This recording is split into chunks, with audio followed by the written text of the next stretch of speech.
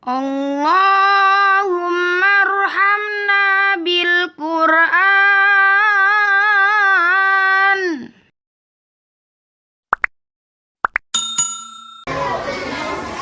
Mana nih suaranya? Kok lemas? Sholat malam di kota Mekah. Yang jawab salam, hidupnya berkah. Saya ulangi lagi ya. Assalamualaikum warahmatullahi wabarakatuh.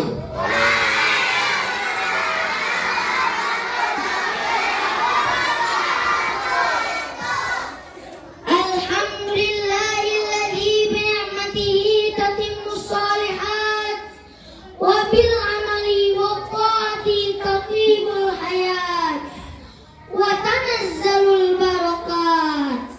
Wassalatu wassalamu ala sayyidina Muhammadin afdalul makhluqat wa ala alihi wa sahbihi wa man ittaba'a atharahul baqiyat. Qala Allah ta'ala fil Qur'anil Karim, a'udzu billahi minasy syaithanir rajim. Bismillahirrahmanirrahim. Subhanalladzi asra bi'abdihi lailan minal masjidil haram ilal masjidil aqsa alladzi barakna hawlahu linuriyahu min ayatina innahu huwas samiul basir. Shadaqallahul azim. Amma ba'du. Kepada para alim ulama yang saya taati, kepada segenap bapak dan ibu guru STIT Asidik, wabil khusus kepada Ibu Leni Octavia SSI MPD yang saya hormati, dan kepada teman-teman siswa-siswi STIT Asidik yang wajahnya berseri-seri yang saya cintai.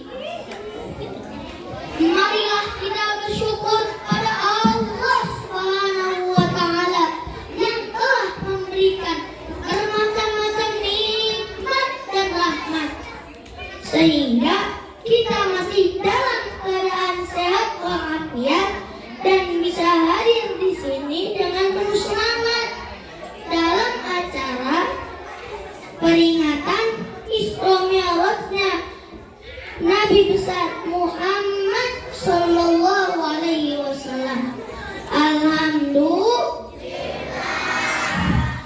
Shalawat dan salam semoga terlimpah kepada seorang manusia yang paling sempurna imannya, paling mulia akhlaknya, paling tinggi derajatnya, dan paling luas ilmunya. Beliau adalah baginda Nabi besar Muhammad sallallahu alaihi wasallam. Semoga kelak di hari kiamat kita akan memperoleh syafaatnya dari beliau. Amin ya rabbal alamin. Dalam kesempatan ini saya akan menyampaikan selamat dengan tema peristiwa Isra Mi'raj untuk menguatkan iman dan menambah keilmuan kita.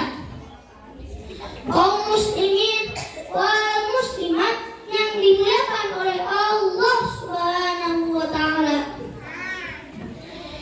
Isra Mi'raj merupakan peristiwa besar yang dialami oleh baginda Nabi besar Muhammad sallallahu alaihi wasallam sebagai mukjizat yang telah diberikan oleh Allah Subhanahu wa Ta'ala kepada beliau untuk membuktikan kenabian dan kerasulannya. Ini terjadi pada tanggal 27 Rajab pada tahun ke-11 kenabian, yang pada saat itu Nabi Muhammad sallallahu alaihi wasallam berumur 51 tahun. Setelah mengalami amul husni, tahun kesedihan pada tahun ke-10 kenabian, dengan meninggalnya 2 orang yang sangat dicintai oleh beliau, yaitu istrinya yang bernama Siti Khadijah dan pamannya Abu Thalib. Dalam syair sholawat malihat disebutkan, Sati syajaruna qaqal hajaru sukal qamaru bi isyarati Jibrilu ata lailal isra wa rabbu da'ahu li hadratihi. Di antara mukjizatnya Nabi Muhammad SAW yaitu pohon dapat menghampiri, batu dapat berbicara, terbahnya bulan dengan isyarat beliau, Jibril datang pada malam Isra dan Allah memanggil beliau untuk menghadapnya. Teman-teman, ada yang tahu tidak apa itu Isra Mi'raj? Sudah tahu apa belum? Isra Mi'raj adalah perjalanannya Nabi Muhammad SAW pada sebagian malam dari Masjidil Haram yang berada di kota Mekah sampai ke Masjidil Aqsa di Palestina. Dilanjutkan dengan naik ke langit tingkat 7 Sidratul Muntaha untuk berjumpa dengan Zat yang Maha Tinggi, Zat yang Maha Agung, yaitu Allah Subhanahu wa Ta'ala. Nabi Muhammad SAW naik ke langit tingkat 7, bahkan Sidratul Muntaha dalam waktu sekejap. Padahal Nabi Muhammad SAW melakukan Isra dari Masjidil Haram ke Masjidil Aqsa dalam waktu sekejap. Padahal jaraknya kurang lebih 1.500 km. Biasanya kalau naik onta membutuhkan waktu 40 hari lamanya. Teman-teman tahu tidak Nabi Muhammad naik apa? Naik orang-orang, naik becak, naik kuda, atau naik bis. Ternyata kendaraan Rasulullah SAW berupa seekor buruk, binatang yang bentuknya seperti kuda berwarna putih, tubuhnya bersayap dan larinya seperti kilat.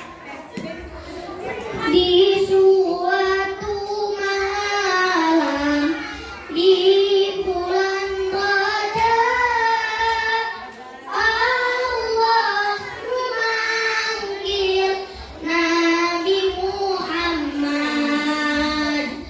untuk menerima wahyu salat sehari semalam 17 rakaat dari Masjidil Haram ke Masjidil Aqsa, dari Masjidil Aqsa ke Sidratul Muntaha.